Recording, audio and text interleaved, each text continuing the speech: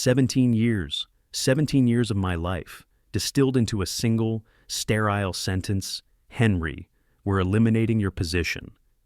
That's how my Monday began, not with the usual hum of servers or the comforting ritual of my first cup of coffee, but with a pronouncement that felt like a door slamming shut on a huge part of who I was. My name is Henry Miller, Hank to my friends, and until that crisp autumn morning, I was a Senior Systems Analyst at Pinnacle Solutions in Oakwood, Ohio. For nearly 2 decades, I hadn't just worked there, I'd woven myself into the very fabric of the place, from the dial-up days that now seem like ancient history, right through to the complexities of cloud migration. 3 CEOs had come and gone, new waves of technology had washed in and out, but I, Henry, had remained a constant, the backbone, some used to say, of the IT department.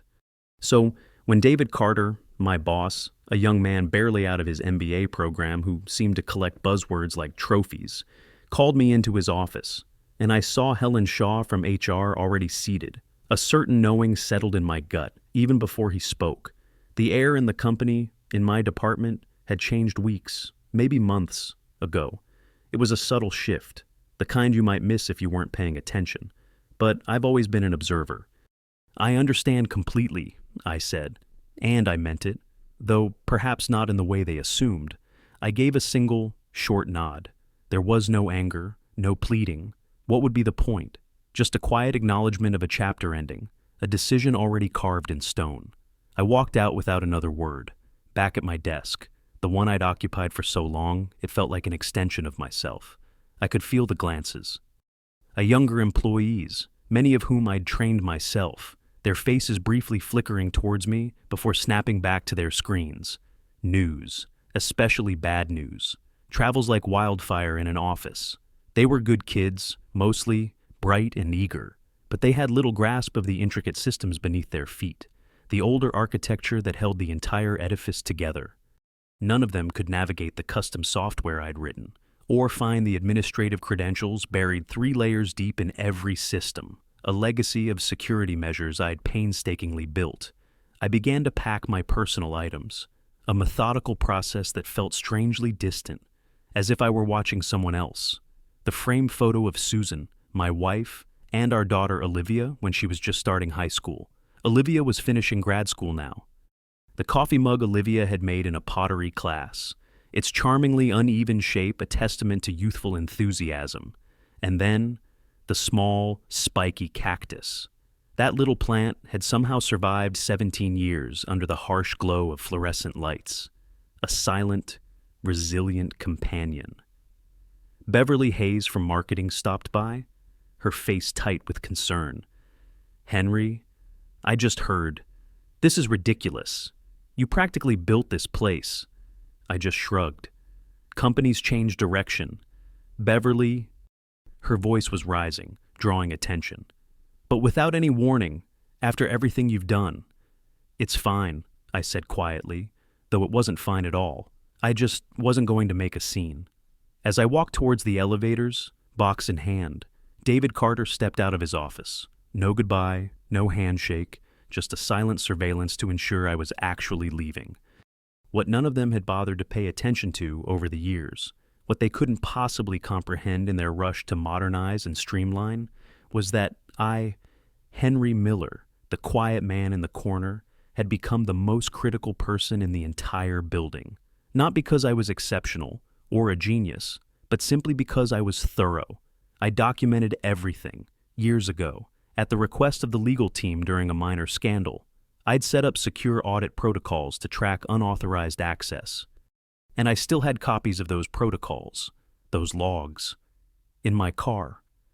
I sat for a moment, the box of my life beside me, looking back at the 12-story building that had been the backdrop to most of my adult life. The security badge I'd just surrendered had been renewed 16 times. It's the kind of moment that could break a man, isn't it? Or, perhaps, the kind that could ignite something long dormant within him. This isn't just a story about a wrongful dismissal, though it certainly starts there. It's about the quiet strength that resides in experience, the often underestimated power of unseen knowledge, and how sometimes the people you least expect, the ones who seem to just blend into the background, hold the keys to uncovering a truth far bigger than themselves. It's about the vast difference between a company's perceived value of an employee and that employee's true, sometimes hidden, indispensability. Before we delve into what Henry knew, that secret he carried out with him, along with his cactus and his coffee mug, let's understand the world he'd dedicated nearly 2 decades to, and the subtle shifts, the almost imperceptible tremors, that had already put him on alert, long before that final, dismissive pronouncement. The air in a place changes long before the storm arrives, doesn't it? You just have to be still enough, observant enough, to feel it. Pinnacle Solutions hadn't always been the impersonal, 12-story glass and steel structure it was now. I remember when it was just 2 floors in a business park on the outskirts of Oakwood. I started there when my daughter, Olivia, was still in kindergarten. We grew together, the company and I poured my energy into its systems, nurturing them like a gardener tends his plot. I'd turned down offers from competitors over the years, good offers too, because loyalty mattered to me.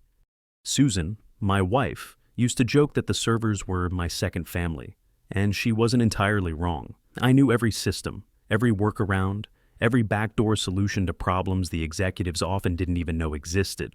The infrastructure I'd built, piece by piece, had survived 3 major acquisitions and countless so-called innovations that management would embrace with fanfare, only to abandon months later when the next shiny new thing came along.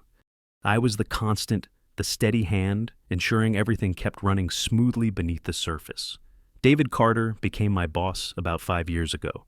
He was a young MBA type, full of ambition and the latest business jargon.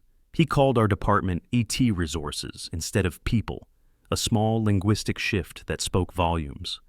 He had grand ideas about streamlining, efficiency, digital transformation, all the usual buzzwords that, in my experience, usually meant doing more with less, and often pushing aside the very people who understood the intricate dance of the existing systems.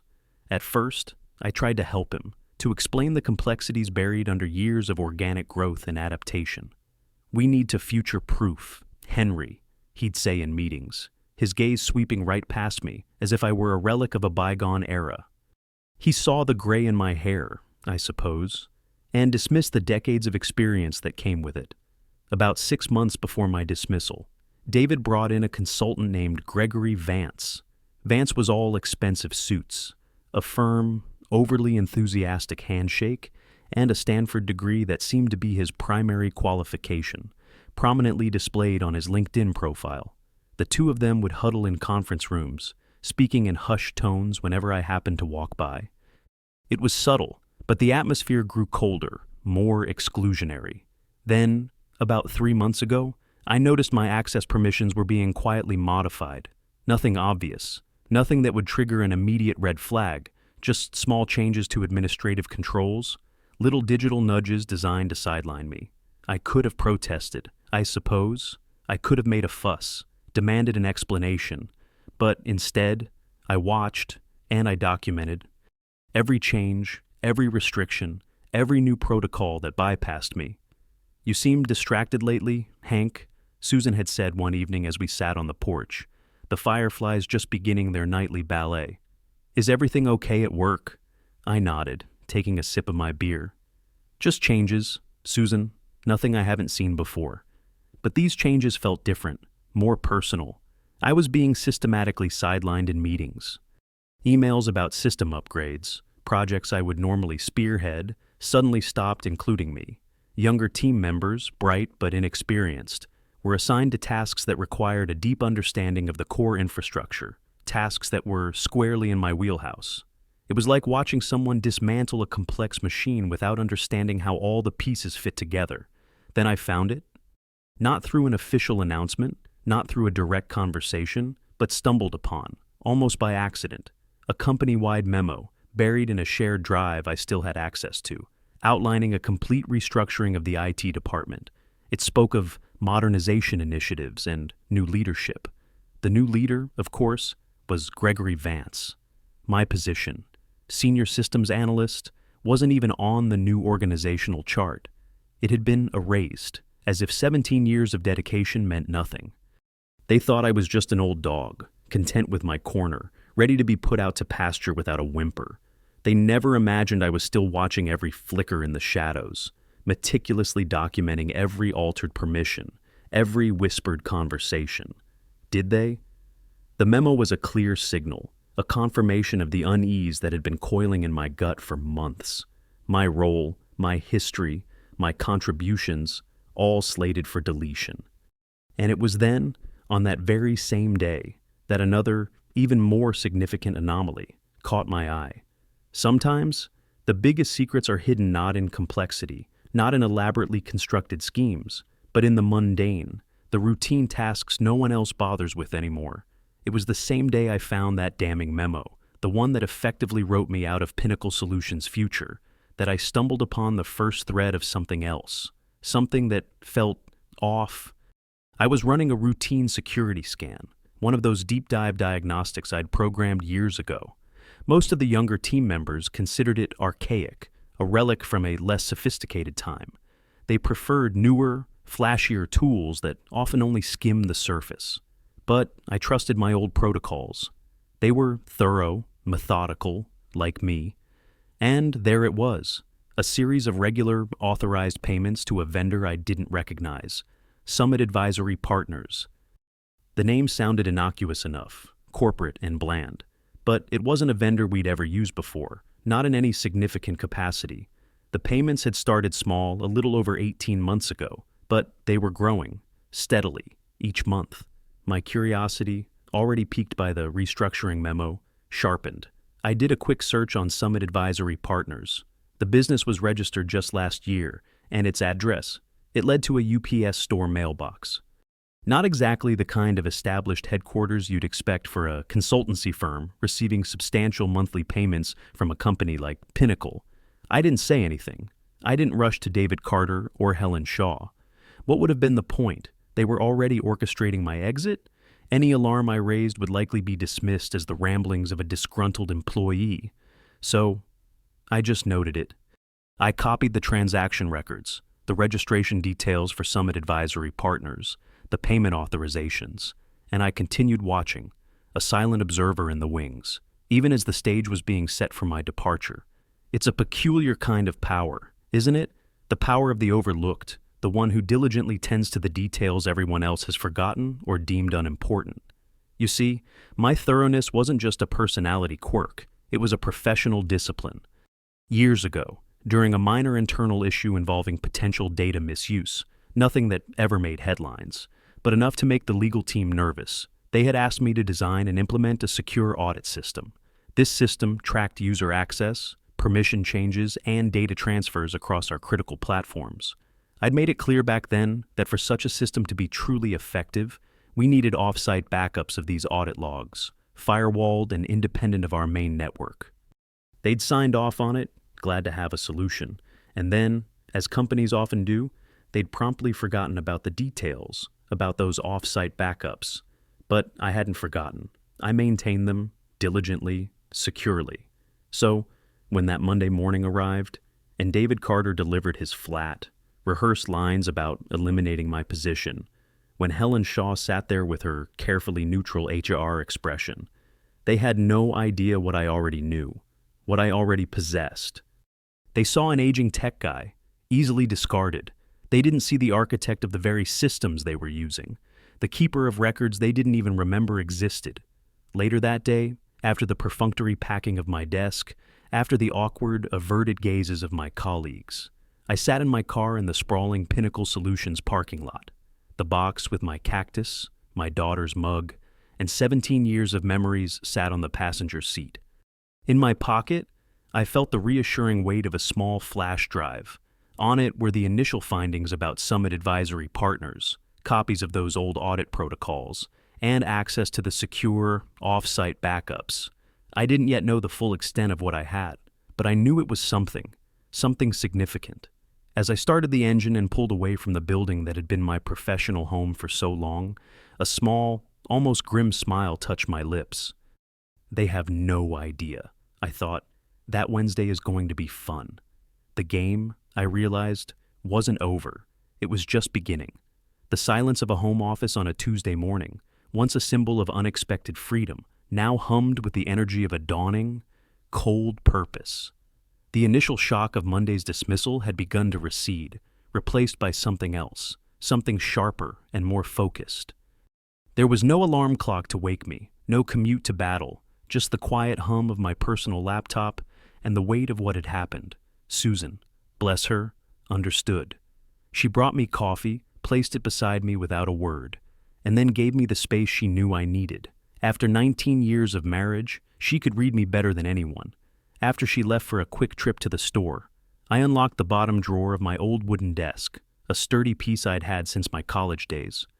Inside, nestled among some old papers, was another flash drive, one of several I kept secure, containing more comprehensive backups. Company policies, of course, strictly prohibited removing data.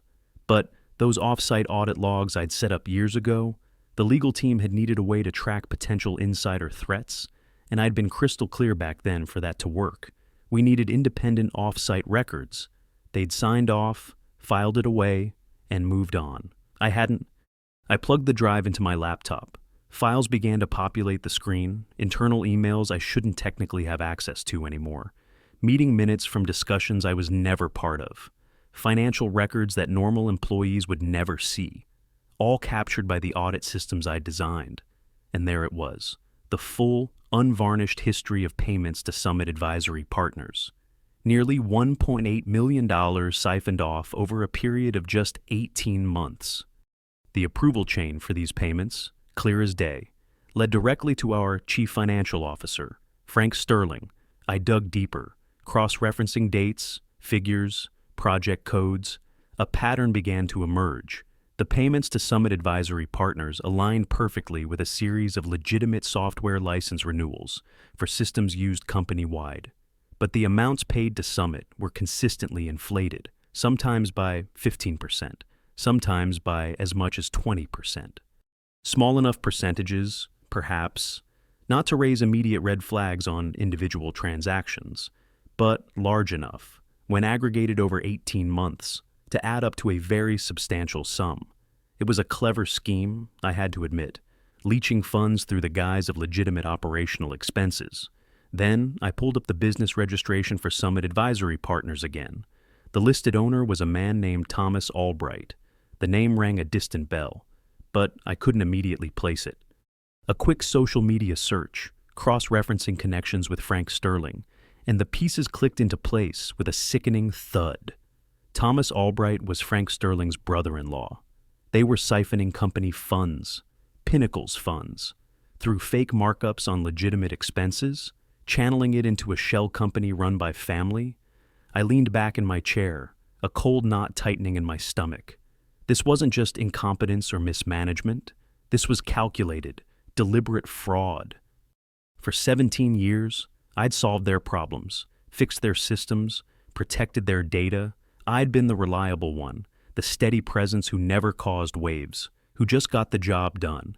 And they had discarded me like a piece of outdated hardware, all while this was happening under their noses, or, more accurately, with their complicity. Just then, my phone buzzed. A text from Mark Jenkins, the junior analyst I'd mentored for the past 2 years. "Hank, sorry about yesterday. Total BS what they did. Gregory Vance is already moving into your old office. Said he's optimizing the space." I set the phone down. Optimizing the space, right? More like sanitizing a crime scene. The pieces were all fitting together now. David Carter, the ambitious young boss, and Frank Sterling, the CFO, they needed me gone. They needed the one person who might actually understand the systems well enough, who paid enough attention to the details, out of the picture before anyone could connect the dots on their cozy little scheme. They probably thought the evidence, the digital breadcrumbs, would disappear with me, or that I was just some aging tech guy who wouldn't understand the nuances of modern finance or have the means to fight back. Perhaps this old hardware still had one critical function left to perform. They had made a grave miscalculation. A single, well-placed stone can send ripples across the stillest water, or, in this case, send tremors through a corporate facade built on deceit. As the reality of Frank Sterling and Thomas Albright's scheme settled in, a plan began to form in my mind. I initially opened my email, drafting a fiery message to the entire board of directors at Pinnacle Solutions. I typed furiously, outlining everything I'd found, every betrayal, every stolen dollar. But then, my finger hovered over the send button. Too direct. I realized, too easy for them to dismiss as the bitter accusations of a recently fired, disgruntled employee. They'd circle the wagons, deny everything, and bury it under a mountain of corporate legalese. No, I needed leverage. I needed precision. I needed a way to expose the fraud that couldn't be ignored or covered up. I deleted the draft. Tomorrow was Wednesday, board meeting day. Quarterly financials would be presented. Bonuses would likely be approved. Perfect timing. A small, cold smile touched my lips. For the first time since Monday, a spark of something other than weariness ignited within me. I closed my laptop and walked to the living room window, looking out at the familiar neighborhood where Susan and I had raised Olivia, where we'd built our life. This wasn't just about a job anymore. This was about principle. Wednesday morning, I found myself sitting in my car across the street from Pinnacle Solutions headquarters. Employees streamed through the revolving doors, oblivious to the drama unfolding or about to unfold. In the passenger seat, my laptop was logged into an email account I'd created years ago for security testing purposes. It was designed to appear as if it originated from an internal company domain, but it wasn't tracked in the main employee directory, a digital ghost. At exactly 9:15 a.m., I made my first move, an email addressed to David Carter. The subject line was simple, almost innocuous: financial irregularities. In the body of the email, I provided a basic summary of what I'd found regarding the payments to Summit Advisory Partners. I included just enough detail, dates, payment frequencies, the unusual registration of Summit, to be credible, to make him sweat. But I deliberately kept the brother-in-law connection, the link between Frank Sterling and Thomas Albright, out of it for now. If David Carter was involved in the scheme, he'd panic. If he wasn't, he'd be forced to investigate to protect himself. Either way, I'd learned something from his reaction. I hit send. Then, I drove to a nearby coffee shop, ordered a black coffee, set up my laptop, and waited. It didn't take long. By 9:45 a.m., my personal cell phone rang. Caller ID David Carter. I let it go to voicemail. His message, when I listened to it a few minutes later, was clipped, urgent. "Henry, it's David. We need to discuss your email immediately. Call me back." He sounded rattled. Good. I didn't call back. At 10:30 a.m., another email appeared in my personal inbox. This one was from Helen Shaw, the ever-efficient HR representative. "Mr. Miller," it began formally. "We have received concerning communication from you that potentially violates the terms of your separation agreement. Please cease all contact with Meridian employees and remember your confidentiality obligations. Any further communications of this nature may result in legal action." I almost laughed. Separation agreement? I hadn't signed any separation agreement. They hadn't even offered one, so eager were they to see the back of me. So, that's how they were playing it. Threaten, dismiss, isolate, try to paint me as a troublemaker, a loose cannon. It was a predictable, clumsy response, and it told me they were scared. When faced with a hidden truth, do the guilty often reveal themselves more by their reactions, by their frantic attempts to silence the messenger, than by any direct accusation? Their panic was my confirmation. They were taking the bait, but they still had no idea of the full hand I was holding. At noon, I drove to my bank. I had one more piece of the puzzle to retrieve, a piece I'd kept locked away for just such a rainy day, from a vault far more secure than Pinnacle's own servers, like pulling on a loose thread. Sometimes one discovery unravels an entire tapestry of deceit, far larger and more intricate than you first imagined. Inside my safe deposit box at Oakwood First National, nestled amongst some old savings bonds and Olivia's christening certificate, was another backup drive. This one was older, containing critical information I hadn't included on my regular drives, original security protocols I'd designed years ago. including meticulous documentation of who had access to what systems, and, crucially, when any significant changes to those access levels were made and by whom. I took it home, and as the afternoon wore on, I delved into these older, deeper logs. And there it was, a piece of information that made my blood run cold with confirmation. According to these pristine, untampered records, Frank Sterling, our esteemed CFO, had personally requested and been granted expanded administrative access to the financial approval systems approximately 18 months ago. The timing was unmistakable. It was right when the payments to Summit Advisory Partners, his brother-in-law's sham company, had begun. This wasn't just passive approval. This was active facilitation from the very top of the financial ladder. Back at my home office, my phone showed 3 more missed calls. David Carter, Helen Shaw, and now a new player had entered the game, Gregory Vance, the high-flying consultant. I hadn't expected him to get involved so directly, so quickly. Interesting. It suggested the ripples from my little email were spreading faster and wider than I'd anticipated. I checked my personal email, a message from Mark Jenkins, the junior analyst, marked urgent. "Hank," it read, "they're going crazy here. Saying you sent some crazy email about financial fraud. Vance called an emergency meeting with all senior IT staff. Everyone's talking. They're pulling your access to everything, even historical stuff. We need those archives to do our jobs. What's going on?" Poor kid, caught in the crossfire. I sent a brief reply. "Don't get involved, Mark. Just watch. Stay safe." At precisely 3:00 p.m., my home phone rang, the old landline, a number I hadn't used for business in years. I picked it up but said nothing, just listened.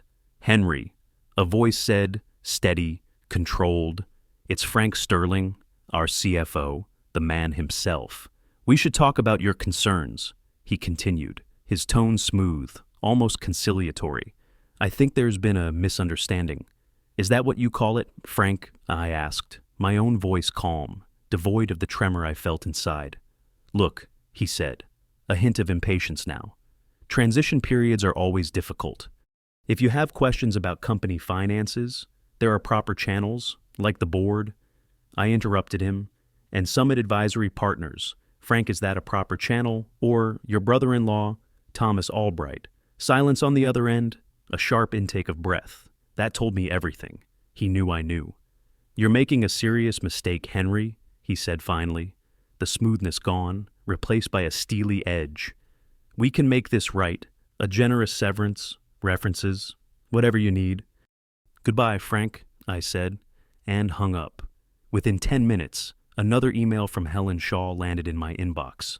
Suddenly, my phantom severance package had doubled, with an attached, very detailed separation agreement requiring my complete and utter confidentiality regarding all company matters, past, present, and future. They were scrambling, desperate to buy my silence. They still thought they were dealing with a simple extortion attempt. They had no idea what was truly coming.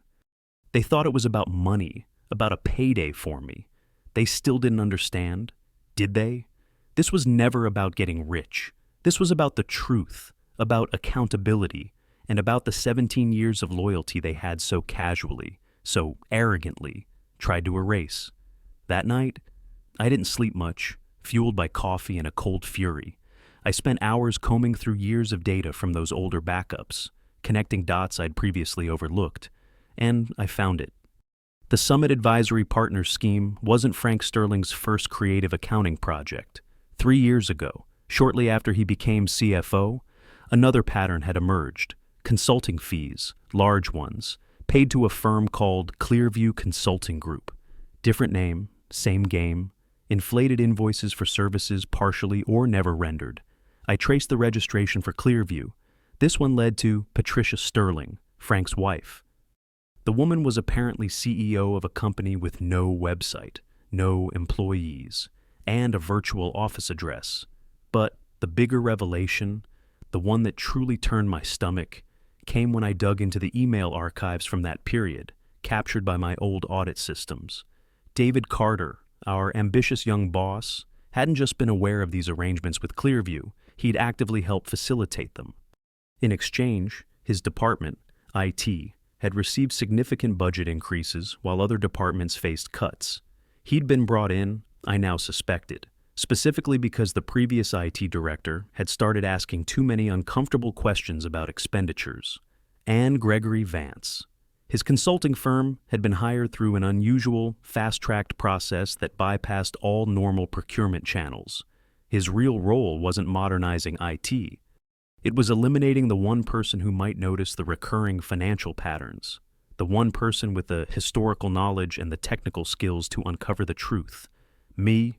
The scheme was elegant in its simplicity. Really, create legitimate-seeming vendors, approve inflated payments for actual or sometimes phantom services, and then split the difference. Since some actual services were often being provided, just at grossly marked up rates, auditors scanning for completely fraudulent charges for payments with no services rendered at all would likely miss it. Over 3 years, between Summit and Clearview, they had diverted nearly $4.3 million of Pinnacle's money into their own pockets. The scale of it was breathtaking. In a world of noise and power plays, of corporate bluster and carefully constructed facades, sometimes the most potent weapon is a quiet truth delivered to a discerning ear. I had the evidence now, a comprehensive tapestry of deceit woven by Frank Sterling, David Carter, and even implicating Gregory Vance.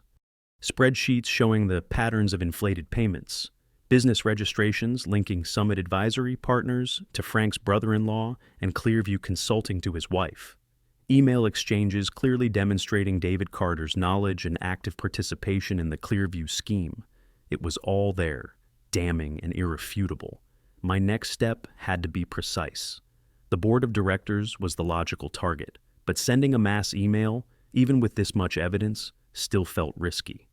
It could get buried, mishandled, or spun by those loyal to Frank and David.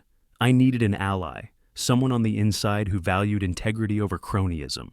I thought back over my years at Pinnacle, through countless meetings and presentations. There was one board member who had always stood out, George Evans. Semi-retired now, but still attending quarterly meetings. George was old school. He asked tough questions. He actually read the audit reports, the fine print everyone else ignored. During a complex security system implementation years ago, I'd worked closely with him. He was thorough, fair, and possessed a keen eye for detail. If anyone would listen, truly listen, it would be George. I found his number. He answered on the second ring. George Evans. George, it's Henry Miller, formerly of Pinnacle Solutions. Henry, long time. Heard you left Pinnacle, he said, his voice warm, yet with an undercurrent of curiosity. Not by choice, George, I replied. Listen, I need about 15 minutes of your time. It's important, critically important for Pinnacle. A pause. Then, this wouldn't be about why Frank Sterling and David Carter have been huddled together looking more stressed than usual. Would it? Yesterday's preliminary finance committee discussion was tense? Probably, I said. George chuckled. I always figured you knew where all the bodies were buried. Henry, you were always the quietest, most observant man in the room. Where can we meet? Oh, an hour later. We sat on a park bench 3 miles from Pinnacle headquarters, the autumn leaves swirling around our feet. I handed him a sealed envelope. Inside, a printed summary of my findings and a flash drive containing all the data. That's everything. George, I said. Dates, amounts, connections, the Summit scheme, the Clearview scheme, who's involved, how they did it. I looked him in the eye. I'm not looking for my job back. I'm not looking for money. I just want the right people to know the truth. George Evans didn't say anything for a long moment. He just studied me, his gaze unwavering. Then he nodded slowly. Why come to me, Henry? Because you actually read audit reports. George, I've watched you in meetings for years. You ask the questions no one else dares to. You care about the details. He pocketed the envelope. There's an emergency board session scheduled for tomorrow morning. Full finance committee review. Convenient timing, Henry. He gave a wry smile. If this checks out, and I have a strong feeling it will, there will be serious consequences. I'm counting on it, I said. As I walked back to my car, my phone buzzed. A text from Susan. Someone named Gregory Vance came by the house looking for you. Said it was urgent. I told them you were out. They were getting desperate. Good. That afternoon, oddly enough, I received 2 unsolicited job offers from competing firms, both for positions well above my previous role at Pinnacle, both offering substantial signing bonuses. Word, it seemed, had gotten around about my sudden availability. I ignored them for now.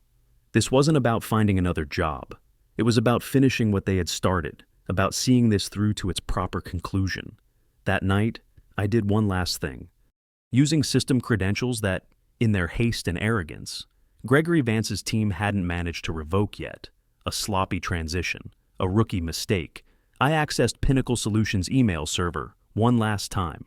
I composed a new email, attaching my full, comprehensive report.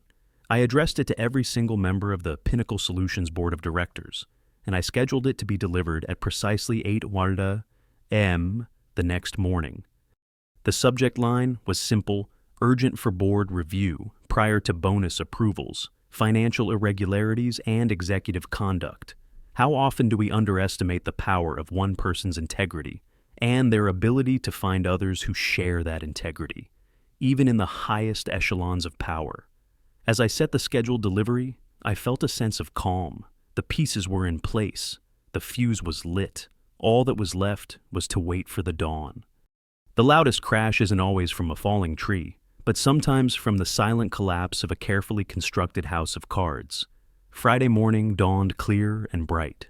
I sat on my porch with a cup of coffee, watching the neighborhood wake up. No alarm clock, no commute, just a quiet anticipation. At precisely 8:00 a.m., I pictured my scheduled email, laden with its digital payload of meticulously gathered evidence, arriving in the inboxes of Pinnacle Solutions board members. The truth, delivered. By 8:17 a.m., my phone began to ring. Unrecognized numbers, one after another, likely board members' assistants, scrambling to reach the sender of that explosive early morning email. I let them all go to voicemail. At 9:00 a.m., I knew the Emergency Finance Committee meeting, the one George Evans had mentioned, would be starting. George would be there, my documentation in hand, watching their reactions as my email was discovered and discussed. The wheels were turning, exactly as I'd anticipated. At 9:32 a.m., a text message from Mark Jenkins, my former junior analyst. Hank, police are here. Frank Sterling and David Carter are being questioned in separate conference rooms. Gregory Vance looks sick. What did you do? I didn't respond. The system was working. By 10:00 a.m., Meridian's general counsel, Patricia Graves, called. Unlike the others, I answered this one. Mr. Miller, this is Patricia Graves from legal. Her voice was carefully neutral. We need you to come in immediately to discuss information you've provided to the board. I'm available by phone, I replied calmly. This really requires an in-person discussion. Mr. Miller. No, it doesn't, I interrupted, my voice polite but firm. Everything I know is in that report, and everything I have is already backed up in multiple secure locations. If anything unfortunate were to happen to me or my family, additional copies of everything go to the SEC, the IRS, and 3 national news outlets. Silence. Then, Ms. Graves, her voice now carefully measured, said, Mr. Miller, the board is taking this matter extremely seriously. They have already placed several executives on administrative leave pending a full investigation. They would appreciate your cooperation. I believe I've cooperated fully by providing complete and thorough documentation, I said. My part in this is done. After I hung up, I drove to a small diner about 20 miles outside Oakwood. No sense in being too easily found that day. Over a plate of eggs and bacon, news began to break on local business websites. Pinnacle Solutions, executives under investigation for financial irregularities. No names yet, but that would come. At 2:00 p.m., George Evans called. It's a bloodbath, Henry, he said without preamble. Frank Sterling confessed almost immediately once we confronted him with your evidence. Tried to cut a deal, blaming David Carter for pressuring him. Carter's denying everything, naturally, and Gregory Vance claims he was just a consultant with no knowledge of financial matters. The board isn't buying any of it. We've suspended all three, pending further investigation. Forensic accountants are coming in on Monday. He paused. Early estimates suggest at least $4.5 million diverted over 3 years. Maybe more. I nodded to myself. I'd been close. The board wants to talk to you, Henry, George continued, about coming back, not just to your old position. They're creating a new chief security officer role, reporting directly to the board. They want you. I'd anticipated this possibility, but still, I found myself surprised. I'll think about it, George, I said. That evening, I told Susan everything.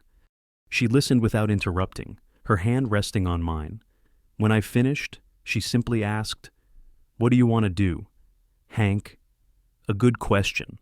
The revenge part, if I was honest with myself, was complete. The people who'd pushed me out were themselves being pushed out, likely facing criminal charges. Justice had been served, cold and precise. But returning to Pinnacle, walking back into the place that had discarded me so callously after 17 years of service. Could I do that? Did I want to? I needed time to decide. Later that night, I opened my laptop one last time and posted a single message to my otherwise dormant LinkedIn profile. Never burn bridges. Just let them collapse under the weight of their own greed. Within minutes, former colleagues began reaching out. Word was spreading. The quiet systems guy, the one they'd underestimated, had brought down 3 powerful executives without raising his voice. By Monday morning, everyone at Pinnacle Solutions would know exactly who they had underestimated. That Monday, I walked into Pinnacle's headquarters wearing a suit I hadn't needed in years.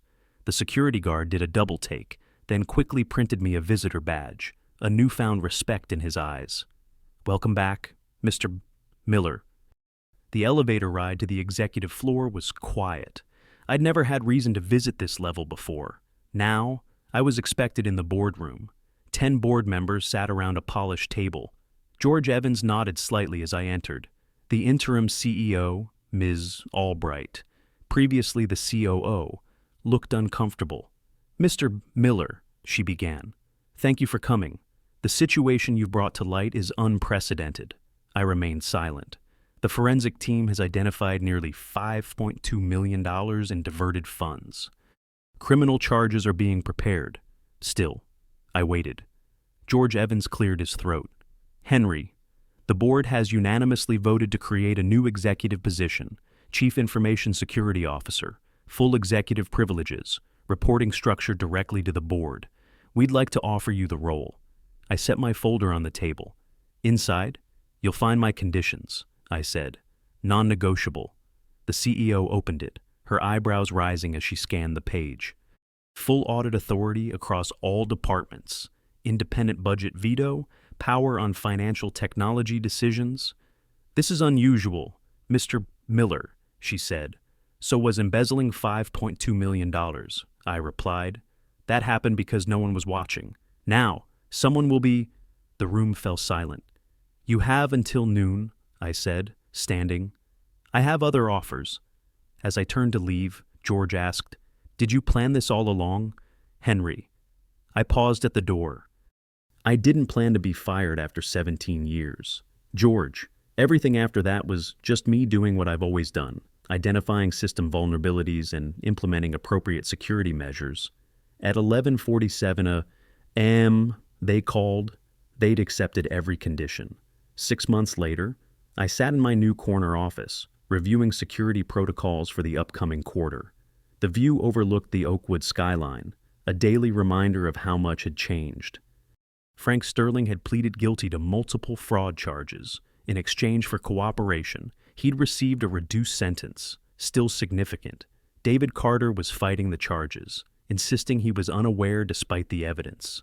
Gregory Vance had fled to Brazil but was being extradited. Most of the money had been recovered, enough that Pinnacle avoided serious financial damage.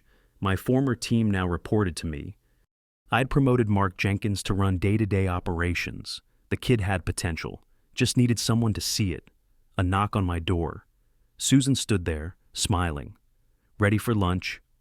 As we walked through the IT department, conversations quieted briefly, not from fear, but from respect. These people knew what had happened. They knew I could have destroyed the company. Instead, I was helping to save it. In the elevator, Susan squeezed my hand. Happy, Hank. I considered the question. The anger that had driven me those first few days had faded. What remained wasn't exactly happiness, more like satisfaction, completion. I'm good, I said. Outside, the October sun warmed our faces. My phone buzzed. A message from George Evans. Board approved your security budget increase. Unanimous vote. I smiled slightly. No arguments, no questions, just trust. Susan noticed my expression. What is it? Nothing, I said, sliding the phone back into my pocket. Just thinking about bridges. Some collapse under their own weight. Others, once repaired, become stronger than they ever were before. I'd built this one right this time. Henry's story reminds us that true strength often lies not in loud declarations, but in quiet competence, meticulous preparation, and unwavering integrity. His journey underscores the profound impact one individual can have when they choose to stand for what's right, even when faced with overwhelming odds. What bridges in your own life, or in the world around you, need mending, or perhaps need to be allowed to collapse so something stronger can be built in their place? We'd love to hear your reflections and thoughts in the comments below. If stories like Henry's, tales of quiet resilience and unexpected justice, resonate with you and offer a measure of inspiration, consider subscribing for more. You never know where the next quiet hero might emerge.